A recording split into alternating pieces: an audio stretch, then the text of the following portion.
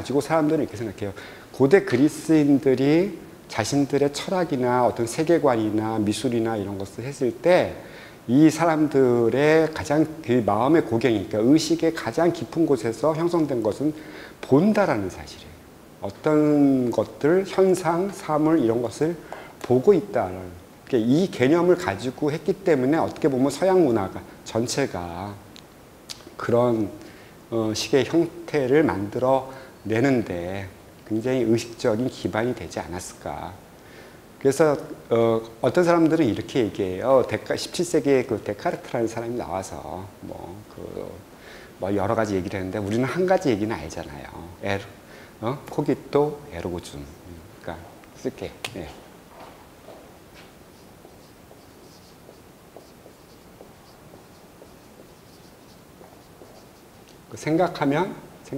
생각하니까 고로 존재한다. 이렇게 얘기를 하는데 저는 이 말이 만약에 그 시기에 아리스토텔레스나 플라톤이 살았다면 이렇게 얘기 안 하고 차라리 이렇게 얘기했을 거예요. 비디오, 그러니까 나는 본다. 그래서 나는 존재한다 라고 이야기를 했을 정도로 상당히 서양 문화에서 이제 본다라는 것들이 굉장히 강하게 뿌리 박혀 있고요. 오죽했으면 요즘에 되게 유명한 영화 있잖아요. 외계인 행성 가가지고 막 나비족하고 막 나오는 아바타 보면 아바타에서 그 사람들이 그러잖아요. I see you 그러잖아요.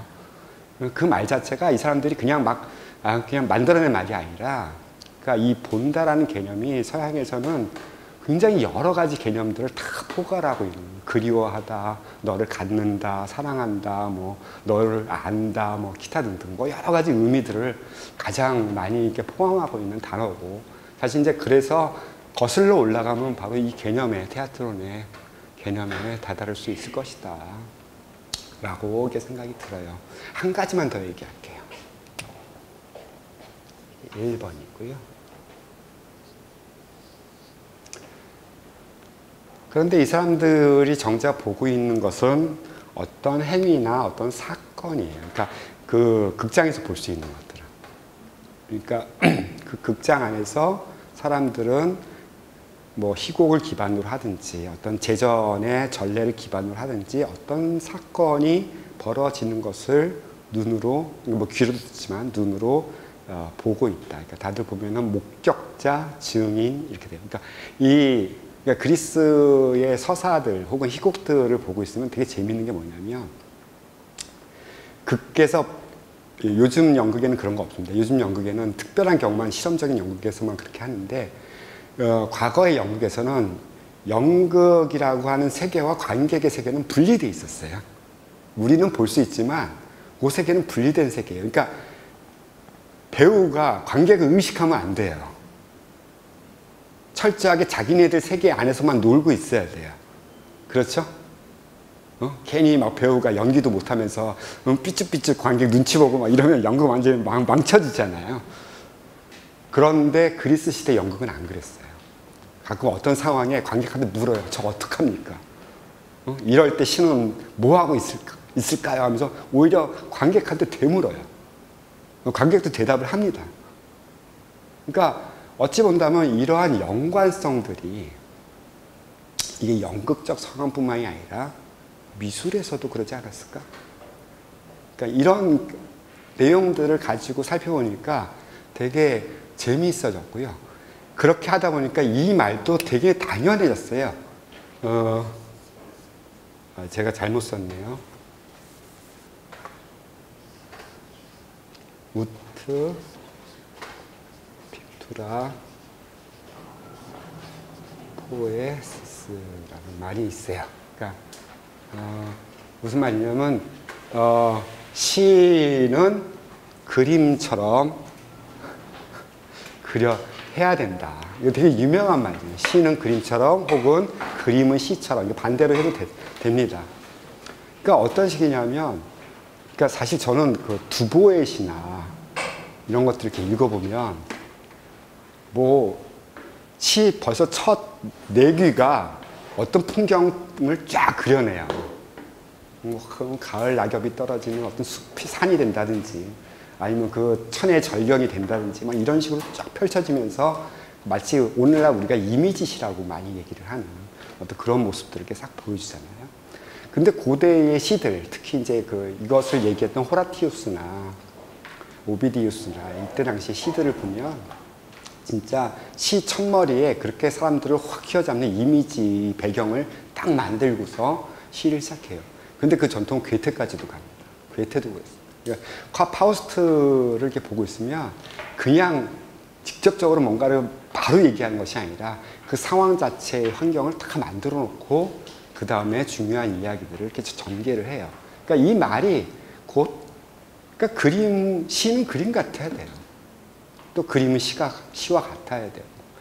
그러니까 이 사람들은 어떤 식이냐 하면 17세기, 18세기에 우리가 코나스라고 그러는데 이게 이 사람들은 뭐냐면 그림에 대해서 뭔가 아는 사람, 감시관을 가지고 있는 컬렉터이기도 수집가이기도 하면서 그림을 볼 줄 아는 사람들. 이거는 17세기, 18세기에 귀족이나 지식인들, 그러니까 문화적인 문화계층들한테는 굉장히 중요한 덕목이자 거의 이 필수 과목 중에 하나예요. 그러니까 그림을 어떻게 읽을 것인가. 그러니까 그림 하나 갖다 두고 이렇게 보면서 이 그림은 말이지, 고대 그리스 신화의 어떤 부분을 따온 것인가. 그러니까 마치 양반네들이 시경이나 예경 같은 걸 보면서 이 부분은 지금 우리가 옛날에 있었던 어떤 부분들을 갖다가 연상해서 나온 것들이라고 딱 이렇게 얘기를 하잖아요. 그런 식으로. 그런데 오늘날 인문학은 왜 그런 것들을 안 하는지 모르겠어. 진짜. 그러니까 인문학이 왜 해요, 근데 도대체? 그러니까 나는 요즘에 와서 저 사람들은 정말 인문학적이었어요. 그러니까 역사, 철학, 그다음 세계관, 예술 이런 것들이 다 하나로 이렇게 통합이 된 양태들. 그러니까 이 사람들이 어떤 단초 하나만 딱 떨어지면 그걸 가지고 자기만의 어떤 세계를 확 구성할 수 있는 그런 어떤 능력들을 가진 사람들. 그리고 또 이것이 또 정치에도 나타나고 하는 이런 어떤 자기만의 어떤 굳건한 세계관들을 형성시킬 수 있는 것들인데 이게 없었다라는 거예요. 아무튼 그러니까 우트픽투라 포에시스라고 하는 이 개념을 가지고 사람들은 이 미술이라는 건 애시당초 이런 것이어야 된다라고 생각을 했어요. 얼마 전에 제가 라오콘 이야기들을 페북에서 한 4차례에 걸쳐 연재를 하면서 맨 마지막에 라오콘 논쟁이라는 개념 그걸 가지고 18세기 말엽에 이 호라티우스를 부정하고 싶었던 에프라임 레싱이라는 학자가 비교를 했어요. 그러니까 버질이랑 베르길리우스라고, 저는 이제 보통 영어에서는 버질이라고 그러거든요. 베르길리우스라고 하는 로마 시대 시인이 아이네아스라고 하는 서사시의 가장 먼저 부분에 나오는 부분이 라오콘 이야기예요. 그러니까 라오콘에 대해서 쓰면서 그냥 무시무시한 뱀이 올라왔고 이 뱀들이 자기 아들과 자기를 막 묶어가지고 막 그냥 조이고 막 독을 가진 이빨로 막 물고 하니까 이 사람이 막 고함고함 지르면서 온몸이 시뻘개져가지고 막 혈투를 벌인단 말이죠. 그런데 조각 작품을 보니까 너무 점잖해. 너무 고요해. 그러니까 그걸 보고서 이 빈켈만이라는 사람은 이렇게 생각해요.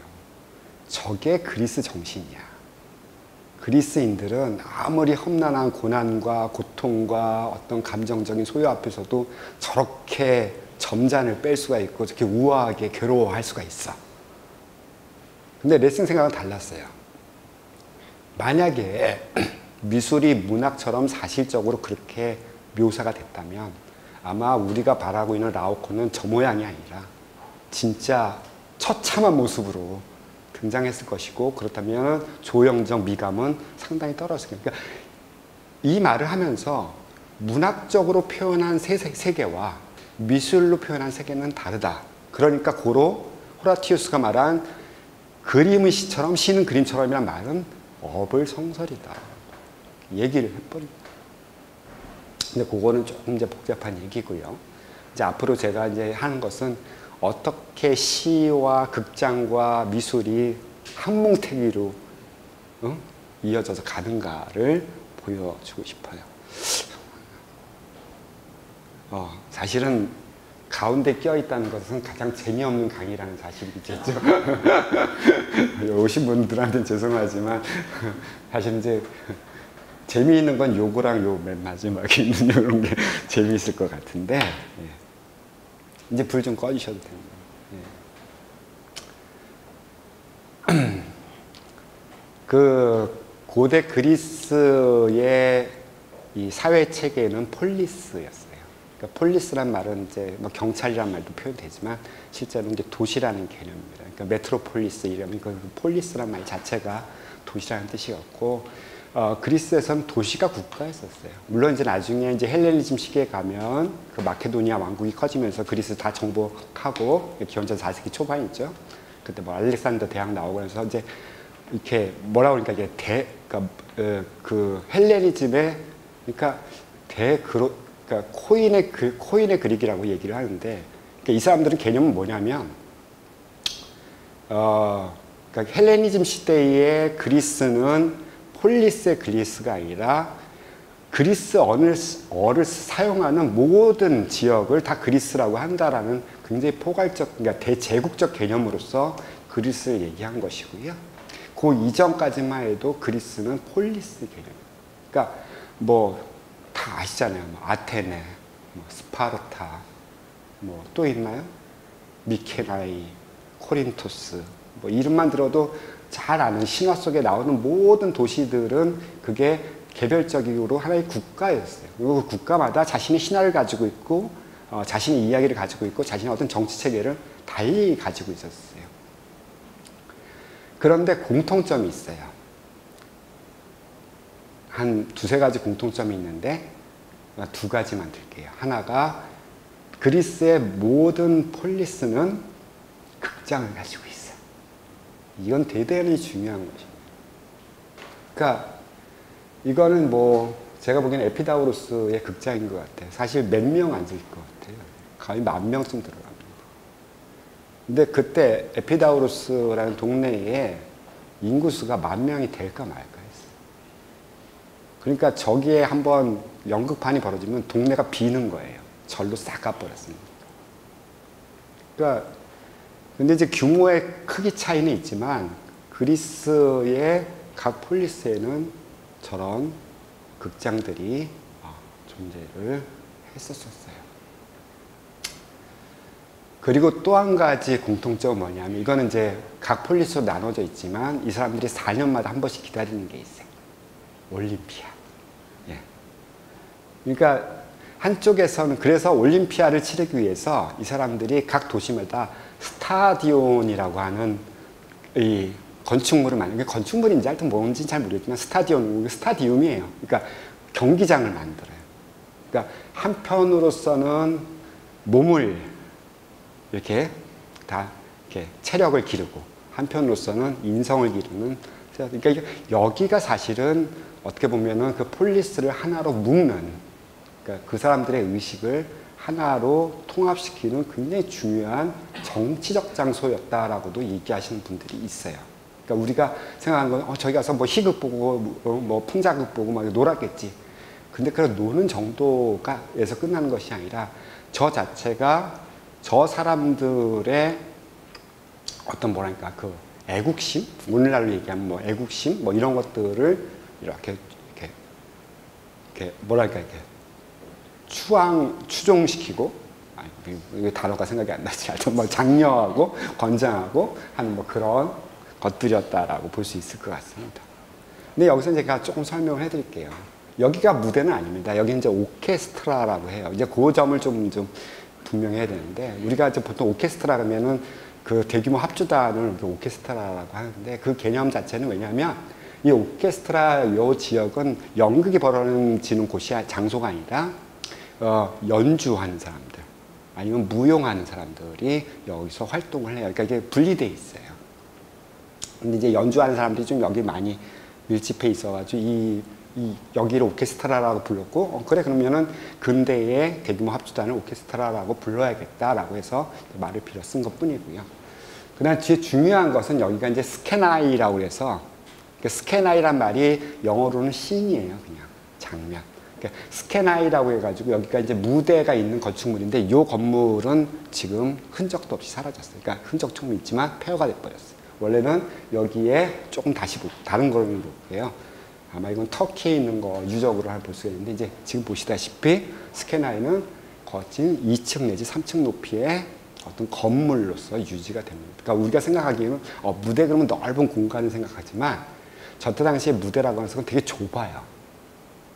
그 좁을 수밖에 없는 것이 뭐냐면 이들의 연극을 보면 동선이 오늘날 연극같이 다이나믹하지 않아요. 그러니까 주로 배우들은 나와서 가면을 쓰고 나와요. 자기 얼굴 보여주지 않습니다. 그러니까 어떤 탈을 쓰면서 자기가 다른 인격체 속으로 들어갔다는 것을 분명히 합니다. 그렇기 때문에 오늘날 가면을 의미했던 페르소나라고 하는 개념 자체가, 그러니까 우리가 사회적 페르소나라고 그러잖아요. 오늘날. 그러니까 우리는 사회적 가면을 쓰고 있다. 내 자신이 아니라 누구의 이름과 누구의 어떤 사회적 지위와 어떤 그 속해 있는 조직이나 이런 것들 가지고 이게 나의 얼굴인 것처럼 이렇게 내밀고 있고, 이것이 일종의 페르소나라고 얘기를 할 수 있겠고요. 그렇게 이런 페르소나가 된 배우들이 이렇게 등장해가지고 거의 서 있어요. 서서 대화를 그냥 나누는 거예요. 그러니까 오늘날 같이 무슨 연기를 막 행동을 한다거나 표정 연기, 가면을 썼는데 어떻게 표정 연기를 하겠어요? 그러니까 이게 그 가면 자체가 표정이니까 그 표정에 걸맞는 그 단어들을 이렇게 읊어대면서 연극을 했던 것이고요. 그리고 또 이제 여기서 되게 재미있는 민주주의 개념 하나만 뽑아낼게요. 이 자체, 그러니까 이 객석도 잘 보면 여기서 봐야겠죠.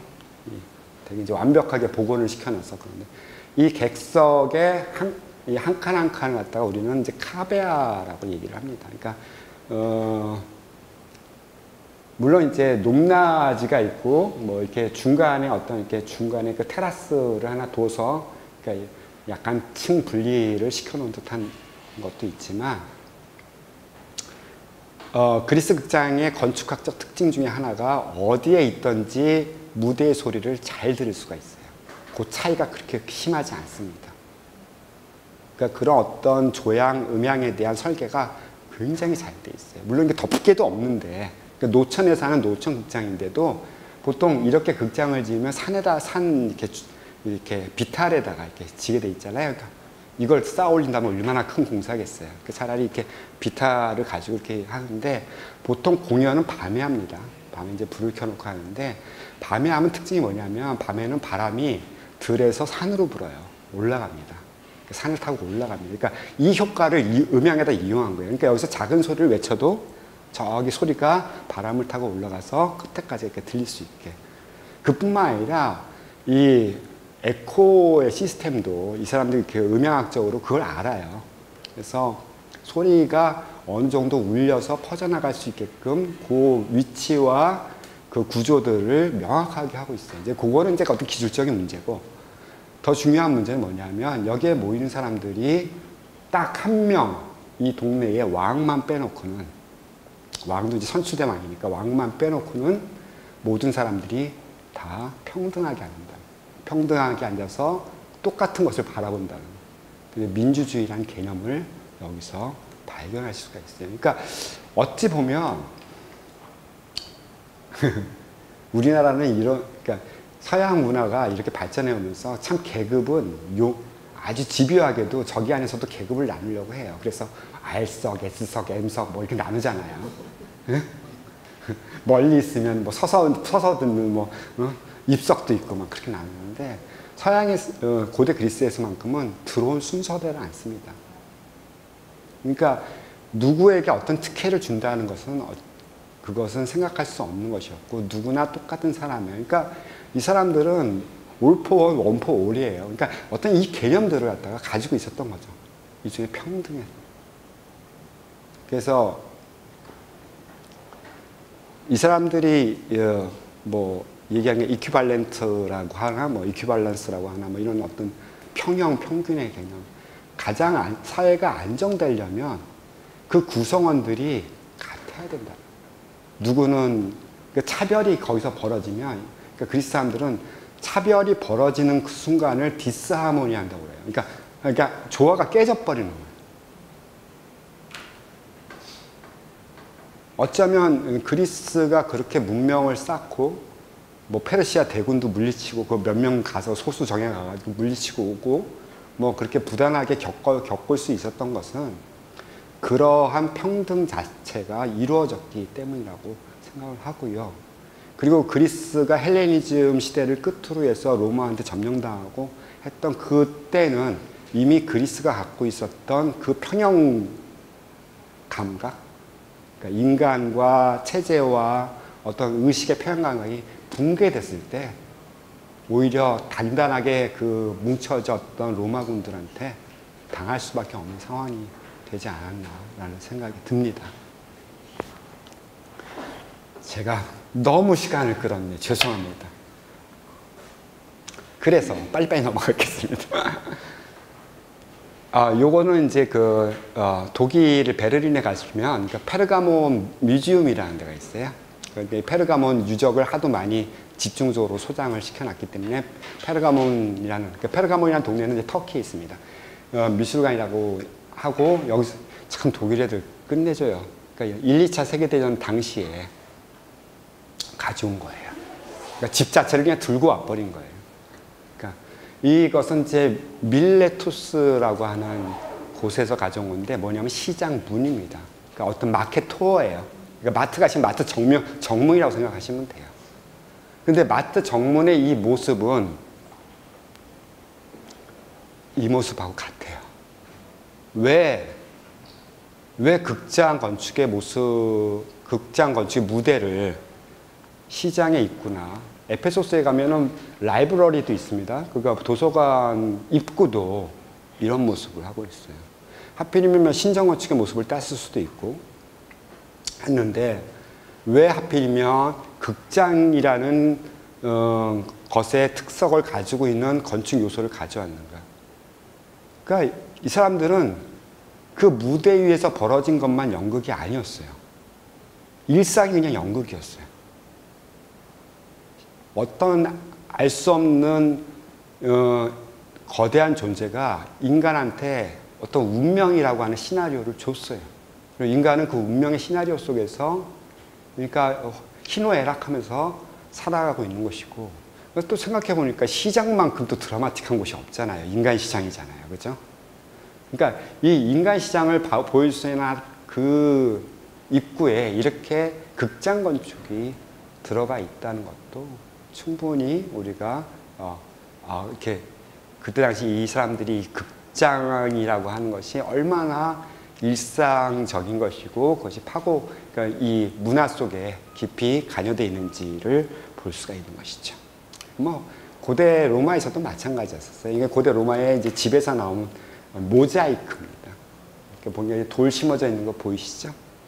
뭐 여러 가지 색깔 있는 돌을 갖다가 잘게 쪼개가지고 이제 심어서 그림을 그렸는데 이 모자이크는 이제 고대 그리스가 잘 못했던 오히려 로마가 훨씬 더 잘했던 장르 중에 하나고요. 특히 벽보다는 바닥에 장식에 많이 들어갔습니다.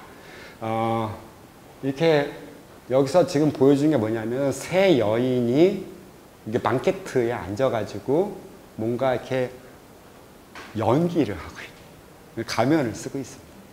그 가면을 쓰고 어떤 연기를 하고 있는 것 같아요. 어떤 연극인지는 잘 모르겠어요. 근데 이제 이 자체가 과거에 그때도 이제 로마 시대 때도 이 극장이 얼마나 활성화돼 있고 이것들이 이제 사람들한테는 매우 이제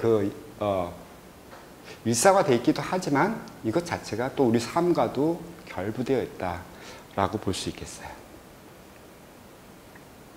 이건 이제 호라티우스 얘기하려고 이건 뭐 이제 19세기의 어떤 아카데미즘 화가가 그려놓은 호라티우스의 무슨 강연 장면인 것 같아요. 뭐 황제도 앉아 있고 이제 호라티우스라는 시인이 이렇게 서가지고 저게 아마 뒤에 배경이 아마 나폴리쯤 될 것 같아요. 나폴리 저기 만에 이렇게 얹혀 있는 당시 고대 로마 귀족들의 빌라들, 전원 주택이나 뭐 이렇게 별장들 이런 데서 자신들만의 어떤 심포지움을 가지면서 시를 읽고 시를 듣고 하는 그런 것들. 아마 이제 이때 이제 호라티우스가 시는 그림처럼이다라고 이야기를 했을지도 모르겠다라는 증빙 자료로 그림을 보여드렸고요.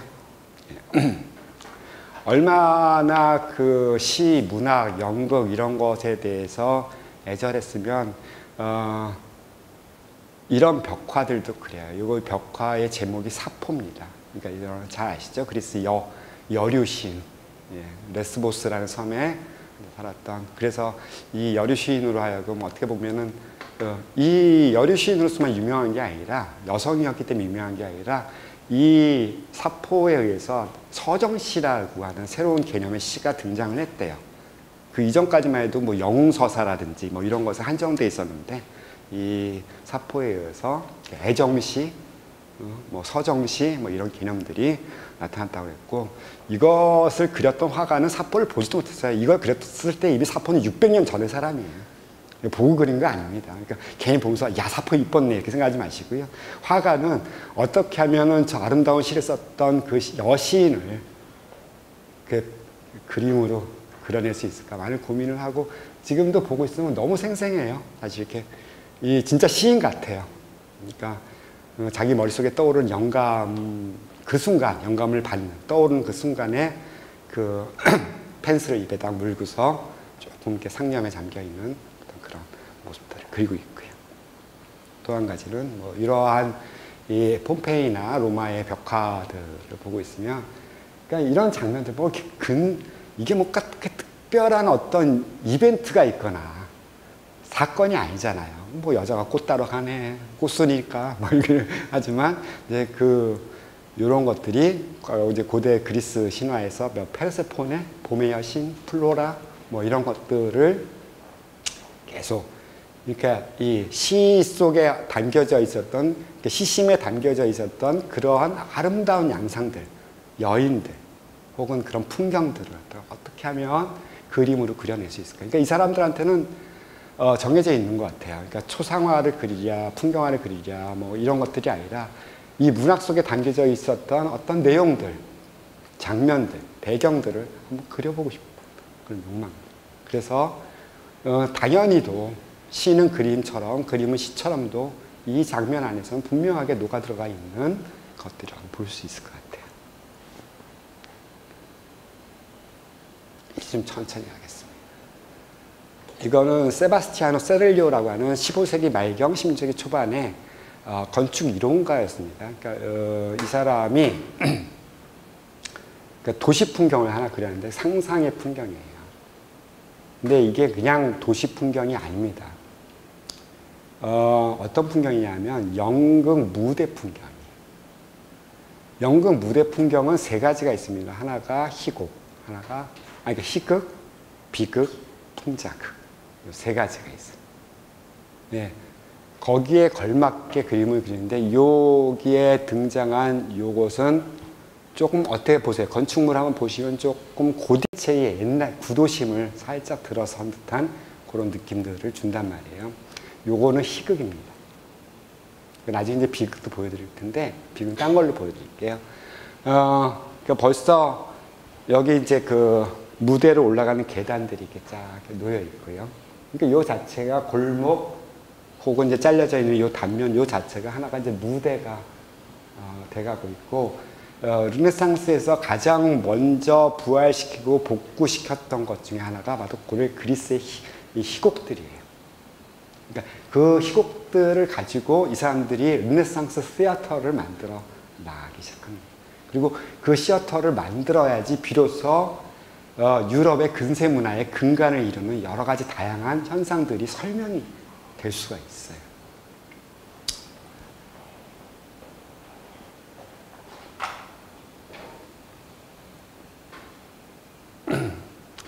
요거는 그 18세기 한 중여업에 되게 유명한 판화가가 있습니다. 이렇게 지안 바티스타 피라네시라고 하는 사람인데, 예. 그러니까 이 사람이 좀 상상의 건축도를 많이 그려냈어요. 그러니까 여러분들이 그러니까 이것도 어떠한 무대를 자기가 염두에 두고 그려놓은 그림인데 사실 되게 비극적 요소들을 많이 가지고 있고 여러분들이 이거 보시고 있으면 조금 어지러우실 수도 있을 것 같아요. 공간이 살짝 뒤틀어집니다. 잘 보시면 이것만 보실게요. 여기에 보면은 3개의 칸에 기둥들이 있어요. 하나, 둘, 셋. 근데 그 거리로 멀어지지 않습니다. 위에 보시면 그 홍해가 묘하게 연결을 시켜가지고 마치 공간이 이렇게 일그러진 것 같은 그러한 느낌을 주지요. 네. 사실은 밑에 계단은 이렇게 계속 올라가면서 이 공간의 깊이를 얘기를 해주고 있는데 위에서는 그냥 하나로 연결해 버렸어요. 그러니까 요거는 그냥 참고 삼아 보시고요. 자, 이제 르네상스의 시어터입니다. 요거는 이제 파두아쯤 가시면 볼 수 있을 것 같아요. 요것을 지은 사람은 안드레아 팔라디오라고 하는 건축가고요. 팔라디오 건축을 한번 기억을 해주세요. 왜냐하면 팔라디오를 기억하시면 그 영국과 미국, 그 다음에 우리나라의 경복궁 앞에 있었던 중앙청까지 연결되는 이 거대한 고전주의적 건축술의 시발자라고 보시면 될 정도로 이 사람의 역할이 굉장히 컸습니다. 이 팔라디오가 거기다가 이제 고대 극장 하나를 완벽하게 부활시켜놨어요. 근데 이거는 이제 노천 극장이 아니라 실내 극장이에요.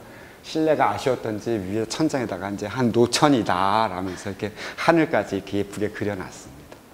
근데 보시면 아시겠지만 여기 과거의 극장처럼 2층 구조로 되어 있는 스캐나이가 있고요. 이 스캐나이의 앞에는 이 건축수, 마치 배우들이 여기 한 칸 한 칸씩 차지한 것처럼 동상도 이렇게 넣어가지고 구성을 해놨고, 재미있는 구성은 요 오케스트라와 요 프로스캐나이, 그러니까 앞무대라고 얘기하죠. 앞무대 뒤로도 뒤에 어떤 배경 공간들을 두고 있는데, 요 골목으로 들어가면 이 옆에서 이렇게 보시면 여기 속에 또 다른 이제 골목 모서리가 보이고요. 그 모서리 사이로 또 길들이 이렇게 양쪽으로 쭉 뻗어나가는 그런 도로 계획자처럼 보일 때가 있어요. 우연찮게도 이 팔라디오가 이러한 극장을 만들어내고 나서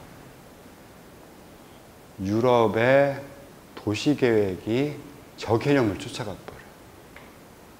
그래서 그 개념 쫓아간 거 하나 사례로 보실게요. 예. 지금 여러분들이 보시고 있는 이 아리따라는 사진은 로마에 있는 피아자 뽀폴로라는, 이름도 예뻐, 뽀폴로. 강아지 이름 같다. 그 뽀폴로라고 하는 되게 큰 광장입니다. 이 뽀폴로 광장에서 들어왔을 때 이제 북쪽 성문을 통해서 들어오거든요. 그러니까 사실 보면 유럽인들이 로마에 오면은 이 문으로 들어올 수밖에 없는 거였어요. 그러니까 들어와서 저 예쁜 2개의 마리아 교회를, 성당을 이렇게 쳐다보다가 오른쪽으로 틀면 교황청으로 가고요. 요 가운데 길 이름을 잊어버렸어요. 일단 이 길로 쭉 가시면 과거 고대 로마의 중심지인 그 카피톨리움, 그러니까 언덕으로 향하는 길이고, 하여튼 뭐 이렇게 돼서 이게 이제 로마 도시계획의 어떤 핵심적인 포인트가 돼가고 있는데, 이렇게 이 자체, 그러니까 거리를 이렇게 분할하고, 그 분할한 처음에는 이런 건축적인 양상을 띈 포인트들을, 랜드마크들을 탁탁탁탁 두는 것. 그러니까 요거 때문에 사실은 그 로마 도시의 구성이 정리가 돼요.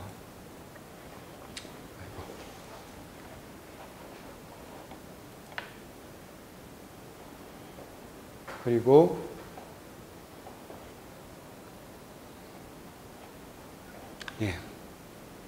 요 자체도 하나의 극장이 됩니다. 그러니까 여러분들 잘 아시는 그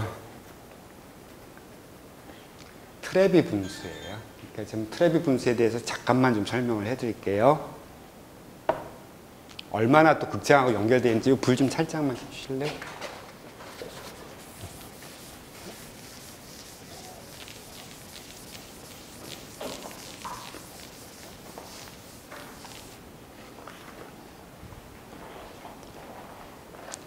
예, 트레비 분수는 니콜라 살비라고 하는 사람에 의해서 지어졌어요. 이 사람이 이제 그 건축가고, 이 사람의 그 건축학적 계보는 베르니니 쪽으로 갑니다. 그러니까 제가 요새 지금 글을 하나 쓰고 있는데, 그 글이 이제 17세기 로마의 바로크 건축의 그 라이벌들에 대한 이야기예요. 한 사람이 베르니니고 비읍으로 시작하는 베르니니고, 한 사람도 비읍으로 시작하는 보로민이라는 두 사람인데, 항상 보면 옛날에 우리가 아마데우스 보면 그렇잖아요. 두 천재가 싸우면 꼭 하나 지잖아요. 그리고 또 지는 쪽은 되게 사람이 아주 망가져 버리잖아요. 그리고 둘이 서로 싸우다가 둘 다 불행해져. 네, 뭐 그런 케이스들을 많이 보죠. 비슷해요. 하여튼 이 사람은 이제 베르니니의 그 계보를 잇는 사람인데, 이 말은 왜 그 얘기가 나오냐면, 사실은 이 건축물은 베르니니가 지으려고 했었어요. 그러니까 베르니니가 지었다면 한 5, 60년 전에 지었을 거예요. 그런데 베르니니가 실패했어요. 실패했던 이유 중에 하나가 뭐냐면, 당시에 요즘도 그러나요?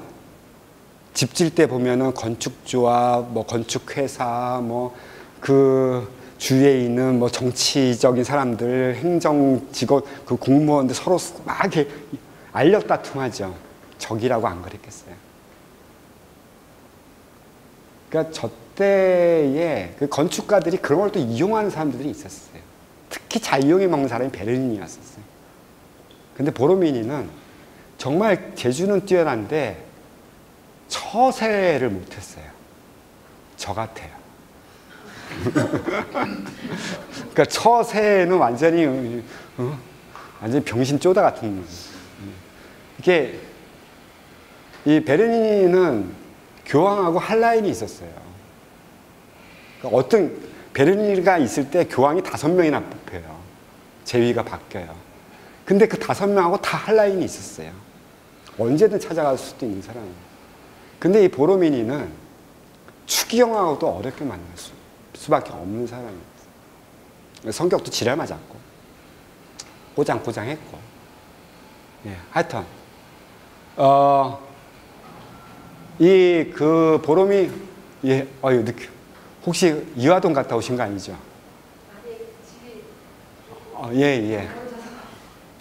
아직 1시간이 남아있어서 괜찮습니다. 예. 예.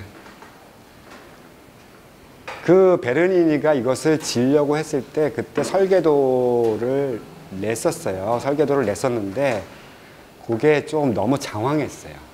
진짜 보기. 그리고 베르니니가 그때 당시에 그 어디에 빠져 있었었냐면, 그러니까 16세기, 그러니까 1657년에서 52년 사이죠. 52년, 57년 사이인데, 그때 베르니니는 교황보다 더 좋은 조건을 제시하는 사람한테 홀딱 빠져 있었어요. 누구냐면 루이 14세예요. 루이 14세가 불러서 루브르 궁을 네가 한번 개조를 시켜봐라. 그러니까 혹하죠. 내가 그냥 루브르 그냥 완전히 다 바꿔놓을 거야. 이런 심보로 갔단 말이에요. 근데 결국 못 바꿨어요, 결국은. 근데 얼마나 그때 상태를 보면은 되게 재밌었는데, 이 베르니니가 혹하게 돼 있을 법해요. 그 로마의 베르니니가 이렇게 아까 보셨던 그 이제 북쪽에 문이 있는 피아자 뽀폴로 가서 이제 기다리고 있었겠죠. 국왕이 이제 보낸 에스코트가 온다고 하니까 에스코트에 마차가 25대가 옵니다. 그러니까 이거는 교황도 그렇게 대접을 하지 않아요. 그렇게 그러니까 예우를 갖추지 않아요. 25대가 와서 거기다가 이 사람은 몹시 에스코트 할 수 있는 총책임자로 온 사람이 당시에 부총리쯤 돼요. 그러니까 예술가가 그런 대접을 받으면 혹할 수밖에 없잖아요. 그러니까 이거 하다가 그냥 때려치고 가버린 거예요. 그리고 이제 뭉쳐놨어요. 그러니까 옛날에 뭐냐면 여기 그냥 물이나 쫄쫄 나오는 우물에 불과했었어요. 그걸 나중에 니콜라 살비라는 사람이 다시금 주문을 받아가지고 작업했고, 요 설계도는 사실은 베르니니가 몇 개의 안을 냈어요. 한 두세 개의 안을 냈었는데 그 중에 하나, 제일 점잖은 안을 골라서 자기가 약간 바꿔서 했던 게 이 트레비분수의 양상입니다. 그러니까 수조가 있고 인공암산을 두고 그 다음에 그 뒤에 이 건물의 폭은 약 2m밖에 안 돼요. 뒤에 건물 없습니다. 있긴 해도 저것과는 다른 건물이에요. 그러니까 요거는 뭐라고 하면 그러니까 미디어월과 같은 개념 자체로 보시면 돼요. 그러니까 이런 걸 꾸몄는데 여기도 자글자글하게 모여 있어서 이렇게 펼쳐지는 이런 상황들을 보고 있으면 연극적 상황이에요. 마치 이것들이 바다의 잡것들이 나타나서 마치 뒤에는 요것만 딱 보시면 요거 그냥 개선문입니다. 그러니까 개선문 모티브를 가져온 거예요. 그 개선문에다가 뒤에는 이제 로마에 유행했던 이제 팔라쪼, 그러니까 도시궁전의 양상들, 도시궁전과 로마 시대 것을 딱 합쳐가지고 저런 무대를 만들어 놓은 거예요. 그러니까 그러한 무대성을 가지고 만들었거든요. 도시 전체가 무대였었고, 또한 저런 시각적인 포인트가 되는 유적들이 무대였었고, 이제 불 꺼주시면 이것도 무대입니다. 일제수 성당이에요. 비뇨라가 마련을 했다라고 하는 일제 성당인데, 보고 계시면은 뭐 이런 성당들 이탈리아 가면 많이 보이시잖아요. 그죠? 너무 흔해서 보기도 싫어요. 진짜 가면은 맨 이것만 있어. 그죠? 그런데 보시면 1, 2층 구조에다가 포르티코, 이런 홍해문을 가지고 있는 포르티코 구조들, 아까 보셨던 팔라디오의 그거나 과거에 그 스케나이의 그것을 본딴 밀레투스의 그 시장문 구조나 이거나 거진 같더라고요. 그 맥락으로 계속 연결되고 있었던 것이고, 여기서 사람들은 고대 그리스의 테아트론, 그러니까 극장을 하나의 요소로 받아들였는데 그 중에 하나가 또 건축이라는 건축이라는 요소가 딸려서 와서 이 전통을 이룩한 거예요. 근데 여기서부터 개념 하나가 또 생겨납니다. 아까 테아트론이라는 말을 했으니까 개념 하나만 더 설명할게요. 혹시 지루하신가요? 지루하시면 잠깐 쉴까요? 하나만 더 설명하고 가겠습니다.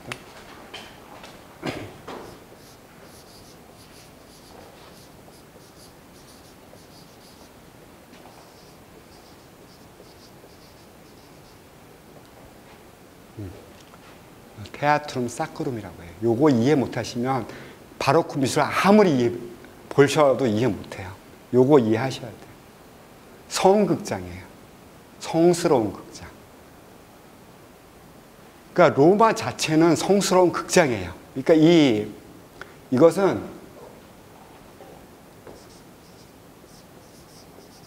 지금까지 고대는 테아트룸 문디였었어요. 테아트룸 문디, 그러니까 이마고 문디 생각나시죠? 예, 그 문디입니다. 예, 경상도 사투리 문디가 아닙니다. 요 테아트룸 문디는 지금까지 고대 그리스가 신화, 서사, 인간적인 이야기들, 역사 이런 것들을 다뤘다면, 이제 테아트룸 사크룸은 기독 카톨릭이 가지고 있는 자신들의 역량, 믿음, 신앙, 이것을 표현할 수 있는 극장을 만들고자 했어요. 그리고 여기에 가장 적합했던 사람은 뭐 비뇨라, 베르니 이런 사람들이었었어요. 이런 사람들이 달라붙어가지고 고대 그리스의 것들을 가져와가지고 여기다 세례 한번 주고 나서 기독교화 시켜놓고 그것을 굉장히 왕성한 스타일로 만들어 나가는 거예요. 그래서 이거를 보면 테아트룸 사크룸이라는 의미를 보면 당시 이 테아트룸 사크룸의 개념을 가장 먼저 이해하고 주창했던 새로운 교단이 나왔으니 그 교단이 예수회예요. 일제수, 그러니까 그 예수의 사람들, 예, 이나시오라고 그러죠. 가톨릭에서 성 이나시오라는 사람이, 그 사람이 이제 성인이 됐지만, 그러니까 이 사람이 스페인의 군인이었고, 16세기 초반에 그런 어떤 군율 체제를 가지고 있는 수도원, 굉장히 어떤 전투적인 수도원을 수도 사회를 만들어요. 그리고 이것들이 이제 교황한테는 굉장히 부르기 쉬운, 옛날에 11세기, 13세기의 도미니크 수도회 이상으로 훈련이 잘 돼 있는 그런 수사들이었기 때문에 이들을 전폭적으로 지원하면서 로마에다가 자신들의 본 교회를 짓게 만듭니다. 이게 일제수 성당이에요. 예. 여기서부터 로마 바로크 미술이 시작되고, 로마 바로크뿐만 아니라 바로크 자체가 시작이 됐다고 볼 수 있어요. 그 앞에 있는 이 건축 구조도 극장 구조를 띠고 있다. 안에 들어가면 더해요. 이 일제수 성당 안에 들어가서 보시면, 예, 이 다음, 그러니까 특히 재미있는 것은 로마에 가서, 로마나 뭐 피렌체나 뭐 이탈리아 전역이나 뭐 어디든 뭐 유럽에 뭐 어디를 가든 그렇지만 진짜 목 디스크 걸려요. 계속 위만 쳐다봐야 되거든. 아직 위에다, 이 사람들은 아예 거기에 하여튼 진심이야. 위에다 뭘 이렇게 해놓는 거에 대해서. 이 가울리라는 사람이 그려놓은 천정화입니다. 성당 건축이 있은 다음에 한 12년 만에 그려냈어요. 그러니까 사실은 보면 이것만 봐도 이미 미켈란젤로의 것은 아니에요. 그러니까 미켈란젤로하고 이하고는 사이가 한 100년도 차 떨어지지 않는데, 이미 시대적 양상은 바뀌었고, 어떤 양상을 보여주냐면, 옆에 요거 금빛으로 장식된 거 보이시죠?